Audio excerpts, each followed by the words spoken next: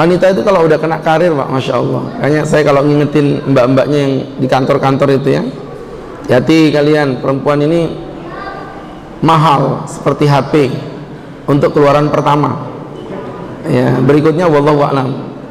Kadang-kadang perempuan gitu Pak, nyaman dengan karirnya, umur 20-an sombong dia, dideketin cowok, ih siapa Allah gitu.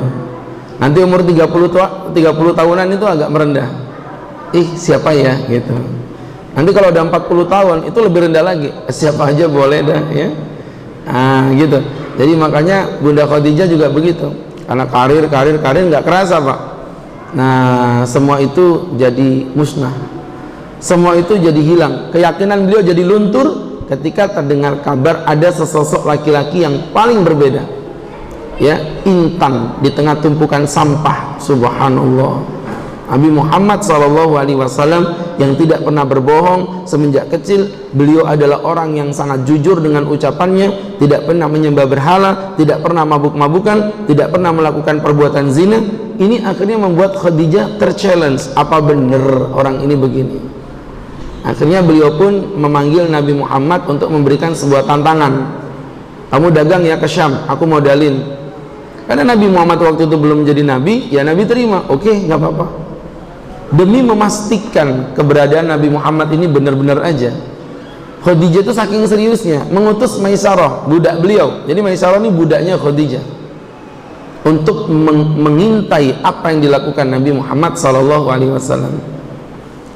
Jadi sampai ada seorang anak SMA kemarin itu protes, kata Ustaz kami nggak boleh pacaran. Nah memang nggak boleh pacaran. Kenapa Nabi Muhammad berdua-duaan dengan Maisarah dalam perjalanan yang gelap-gelapan? Coba Ustaz pikir, laki perempuan, apalagi Nabi masih bujang, dengan Maisarah, empek-empek campur lodeh, capek deh. Maisarah itu nama laki-laki ya, Maisarah itu laki-laki bukan perempuan. Jadi jamaah yang berbahagia makanya belajar sejarah biar tahu ya, Maisarah itu laki-laki. Nabi berangkat itu ke Syam ditemani Maisarah, pulang singkat kata ya, kalau saya ceritain semua panjang ini, tapi yang jelas singkat kata pulang, Maisarah langsung membocorkan semua rahasia-rahasia itu. Khadijah, ini berbeda tuanku, ini berbeda dengan laki-laki manapun yang pernah kau kenal. Kejujurannya di atas semua yang pernah saya temui. Dan keunikan Nabi, cara Nabi berdagang itu Pak, ada orang dagang nyebutin modal. Coba Bapak saya tanya, seumur hidup kita pernah Bapak ngelihat ada orang dagang nyebutin modal? Ini sorban saya jual Pak ya, harganya 100.000, modalnya dari Mekah Pak, karena saya ke Damaskus, terserah Bapak lah kasih berapa aja. Terus mukanya melas. Apa enggak, orang nggak berani nawar kan? Ya udahlah 300.000 nggak apa-apa begitu ya. Akhirnya Nabi keuntungannya melimpah, kejujurannya super. Beliau nggak ada nyimpen duit apa-apa, walaupun beliau bisa aja menipu Khadijah karena beliau dapat keuntungan yang banyak. Diceritakan semua oleh Maisarah, apalagi ini dalam kondisi safar ya. Bapak kalau mau tahu sifat orang yang asli, safar Pak. Makanya kata orang Arab, safar itu bermakna membuka. Kenapa? Liyusfir an adatin nas, karena di dalam safar antum bisa membuka adat manusia yang sesungguhnya. Jadi Bapak misalnya punya anak gadis, dilamar cowok, dari Masjid As-Salam terdengar suara azan, Allahu Akbar, Allahu Akbar. Pak, saya mau sholat dulu ya ke masjid. Bapak jangan ketipu, itu bisa jadi modus. Nah, kalau Bapak mau tahu sifat aslinya, Bapak ajak safar jalan-jalan, baru kelihatan itu Pak nanti Pak ya, kelihatan apakah anak ini doyan sholat di masjid apa enggak, itu ketika safar. Saya bimbing umroh Pak, kalau saya udah bimbing umroh, ketemuan kita di bandara itu semuanya hatinya lembut seperti Abu Bakar. Berangkat kita ke Mekah, sampai di Jeddah aja udah kelihatan mana Abu Bakar, mana Abu Jahal, Abu Janda, itu lengkap semua udah. Ada cuman gara-gara telat bisnya berapa menit, marah-marah dia, ini gak benar ini. Wah udah kelihatan, wah sifatmu udah kelihatan bro ya. Jadi bapak-bapak yang berbahagia, Nabi melakukan safar, maka Khadijah udah mulai membaca. Ini luar biasa. Walhasil singkat kata singkat cerita, akhirnya Khadijah pun mulai membuka hatinya ya Pak, mulai membuka hatinya. Bibit-bibit cinta itu telah bersemi kembali di dalam dada, meraung-raung di dalam jiwa. menusuk-nusuk di dalam pembuluh darah. Romantis tak? Asam urat Pak ya, asam urat. Menusuk-nusuk dalam pembuluh darah kan cenut-cenut begitu. Akhirnya beliau pun memiliki rasa cinta. Dan ingat, yang melamar bukan Nabi, yang melamar adalah Khadijah melalui seorang wanita bernama Nafisah, melamar kepada Abu Thalib.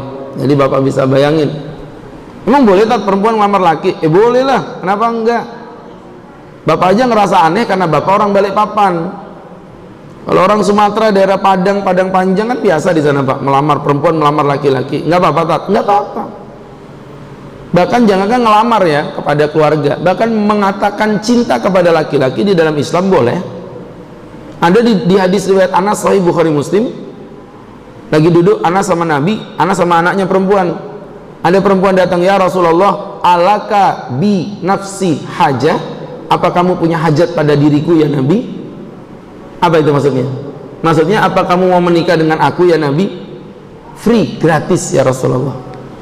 Nabi melihat dari kepala sampai ke bawah, Nabi tertunduk. Maksudnya la, apa la itu? La apa? Tidak. Sama kayak bapak-bapak juga begitu, duduk di Masjid As-Salam, datang seorang wanita, Mas nikahin aku, mohon maaf deh aku udah punya istri, aku ikhlas jadi yang kedua Mas, maaf deh aku nggak bisa bagi nafkah. Gak usah Mas, aku pengusaha, nggak butuh nafkah dari kamu, tapi aku nggak bisa berbagi waktu. Udah Mas, sembarang kamu di istri pertama 6 hari, di tempat aku sehari, bahkan 3 jam juga nggak apa-apa. Woi bangun, bangun. Subhanallah, pasti Bapak kan berkata kayak Nabi tadi, la, begitu gratis loh Mas. La apa Mas, lanjut terus ya. Subhanallah, beda Pak. Kayak Nabi dituduh penggila seks, itu orang bodoh itu.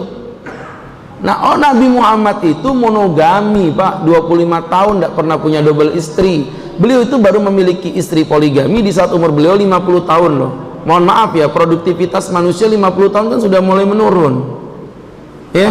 Kalau Nabi itu penggila seks dari awal dong, dari awal Nabi itu melakukan poligami. Itu yang kadang orang nggak ngerti. Dan poligami Nabi itu hanya sekitar 14 tahun saja, monogaminya 25 tahun. Terus Nabi dituduh sebagai penggila seks. Itu kan orang bodoh namanya, dia tidak ngerti sejarah itu.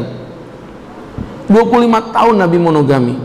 Makanya saya itu sering digodain sama jemaah gini kan, apa Ustaz Agus itu ceramah di mana-mana, jemaahnya banyak, tapi tidak menjalankan sunnah Nabi. Wih, maksudnya apa ini? Pak Ustaz tidak poligami. Loh, ini nggak belajar sejarah. Saya tidak melakukan poligami karena saya mengikuti sunnah Nabi. Kenapa? Karena masih ada Khadijah di rumah. Nah, kalau Khadijah udah tidak ada, baru Romlah, Fatimah, Zaitun masuk semua itu.